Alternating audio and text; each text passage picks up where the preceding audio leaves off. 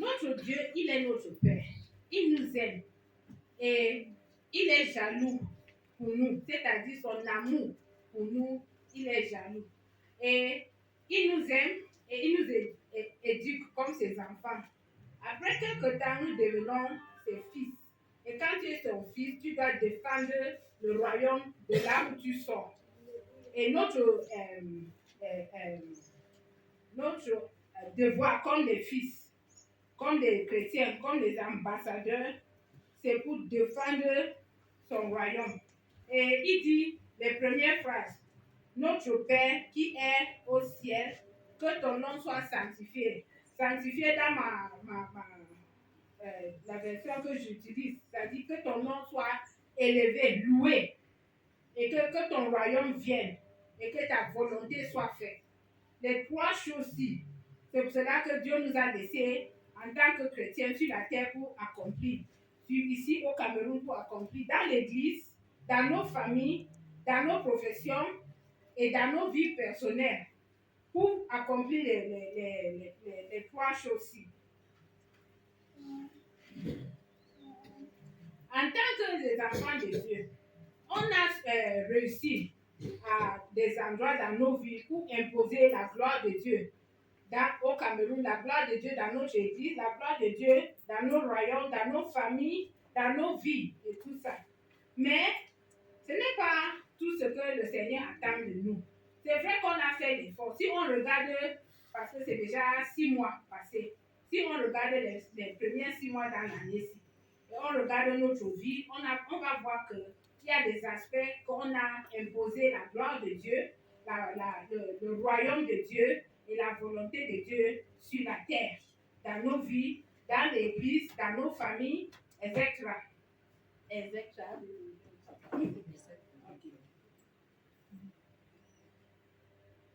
En tant que les enfants de Dieu, le Seigneur nous a rassemblés ici, pas seulement pour nous encourager, mais pour aussi qu'on impose la volonté de Dieu au Cameroun.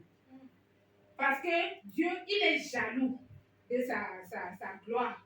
Il est jaloux de son royaume. C'est notre devoir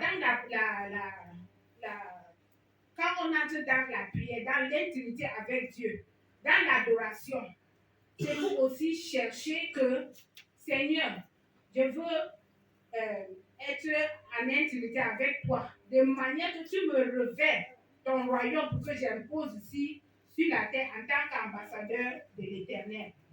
Et la volonté de Dieu, les premiers 6 mois-ci, il a dit que, ok, il y a beaucoup de choses que le Seigneur a dit que tu voulais faire, tu as déclaré que tu avais des problèmes ici ou là, ou bien tu as telle personne qui est un blocage pour toi et tout ça. Et le Seigneur a dit que non, laisse. Parce qu'il voulait que tu apprennes quelque chose par rapport à ça. Mais il vient un temps où le Seigneur dit que, ok, maintenant, mes enfants ont vraiment porté les fardeaux. Maintenant, je viens pour faire quoi? Pour les mettre dans le droit chemin. Pour que tout ce qui les empêche d'avancer, tout ce qui empêche la vision de l'Église d'avancer, tout ce qui empêche ta destinée, ma destinée d'avancer, le Seigneur vient juger ça. Parce qu'il nous aime et dans sa miséricorde, il a beaucoup toléré des choses. Mais maintenant, le Seigneur veut qu'on avance, mais il y a toujours les blocages. On se souvient que la Bible, en parlant de Daniel, il a prié et la réponse était déjà là. Mais il y avait un prince là, le prince de Perse, qui a bloqué la réponse. Et il n'a pas bloqué ça pour un jour. C'était jusqu'à 21 jours. Dans les 21 jours là, vous voyez que le Seigneur n'avait pas la puissance pour le faire tomber. Il voulait enseigner quelque chose à Daniel. Et quand Daniel a appris la leçon, et nous tous ici, quand le Seigneur veut faire quelque chose, il donne la vision, il te donne ta destinée. Pour nous tous qui connaissons nos destinées et tout ça, et on va avancer. Il y a les sorciers, il y a les précipités, il y a les blocages ici, il y a la jalousie de gauche et de droite. Et ils disent que vous n'allez pas entrer dans dans la gloire que Dieu veut que vous entrez. Maintenant, qu'est-ce que le Seigneur dit? Si on regarde dans Somme 68, verset 1 à 2,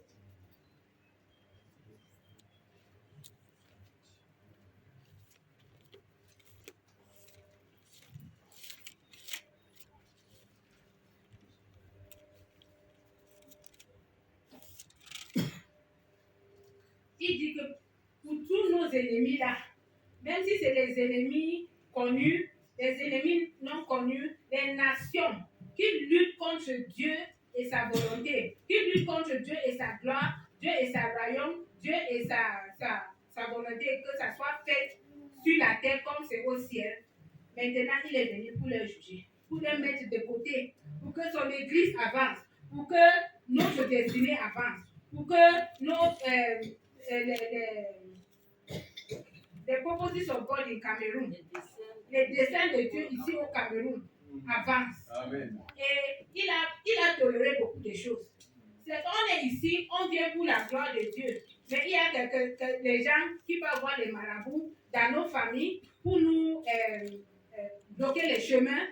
Et ça retarde la croissance de Dieu dans ta vie. Ça retarde sa volonté dans ta vie. Ça retarde beaucoup de choses dans ta vie. Donc le Seigneur a dit que ça fait longtemps qu'il attend que les gens là, bien les nations là changent. Mais comme il ne veut pas changer, lui-même il est venu. Parce qu'il est notre Père, il veut nos biens. Donc toute principauté, tout esprit ancestral, toute personne méchante, toute sorcellerie, toute voie de jalousie qui bloque notre progrès, le roi de gloire, il fait son entrée et il dit que la Bible dit ici, l'Éternel, lève-toi et que tous tes ennemis dispersent. On a appris